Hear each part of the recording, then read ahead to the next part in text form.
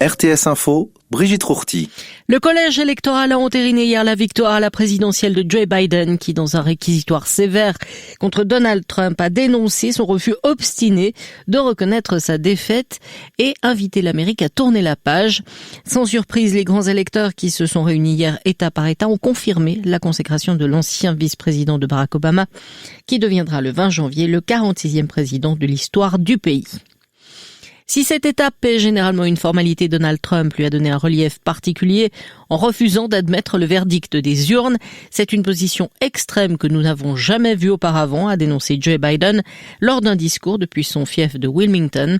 Une position qui a refusé de respecter la volonté du peuple, de respecter l'état de droit et refusé d'honorer notre constitution, a tensé le démocrate. Il s'était pour le moment gardé d'attaquer si frontalement Donald Trump sur le sujet.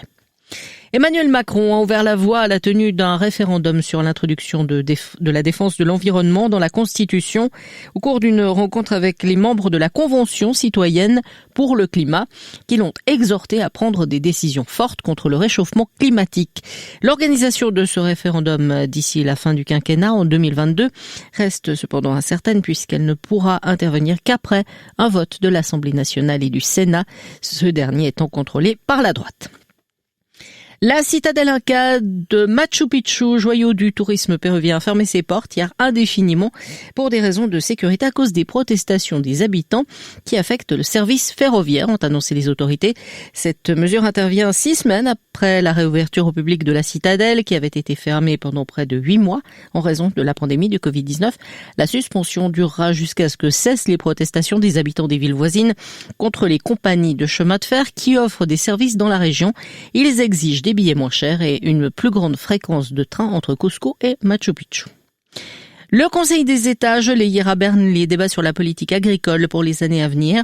Moins d'engrais, de pesticides, de meilleures conditions salariales pour les paysannes, mais aussi des assurances pour les récoltes. Voilà à quoi ressemblait le projet du Conseil fédéral, mais il n'a pas convaincu une majorité de sénateurs. L'UDC, le PLR et le PDC ont fait bloc contre.